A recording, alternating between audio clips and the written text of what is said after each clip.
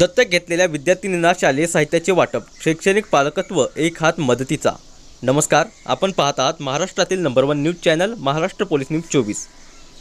उमरगा तालुका मुरुम येथील एफसी सामाजिक बांधिलकीची जोपासना करणारे शिवाजी सिद्धराम शिंदे यांनी गरजू दत्तक घेतलेल्या 3 विद्यार्थिनींना शालेय साहित्याचे वाटप सोमवार दिनांक 12 रोजी त्रिरत्न बुद्धिस्ट सेंटर येथे करण्यात आले। यावेळी प्रमुख अतिथी राम कांबळे, प्रमिला तुपेरे यांच्या हस्ते विद्यार्थिनींना शालेय साहित्याचे वाटप करण्यात आले। या कार्यक्रमाच्या अध्यक्षस्थानी मुख्याध्यापिका प्रमिला तुपेरे होत्या।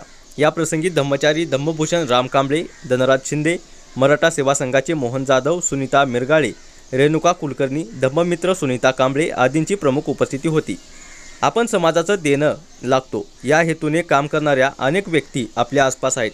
मुरुमचे सुपुत्र हिमाचल प्रदेश येथे टेक्सटाईल इंजिनियर म्हणून कार्यरत शिवाजी शिंदे, त्यांच्या पत्नी रुपाली शिंदे या दोघांच्या विचारांमुळे त्यांनी शैक्षणिक पालकत्व अभियानांतर्गत परिस्थितीमुळे शिक्षणापासून दूर गेलेल्या विद्यार्थिनींना स्वतःच्या पायावर उभे राहण्याची संधी मिळवून दिली।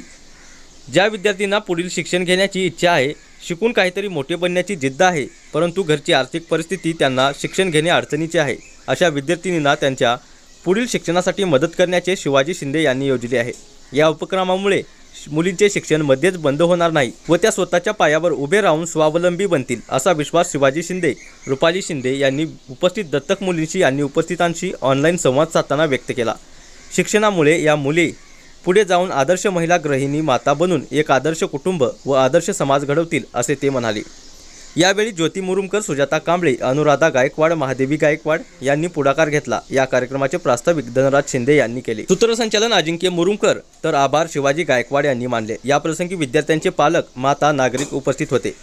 महाराष्ट्र पोलीस न्यूज 24 साठी कार्यकारी संपादक संजय कुमार मुरुमकर। अशाच नवीन अपडेटसाठी आता सबस्क्राइब करा महाराष्ट्र पोलीस न्यूज 24 या न्यूज चॅनलला। व्हिडिओ आवडला असेल तर लाईक, शेअर आणि कमेंट करायला विसरू नका। धन्यवाद।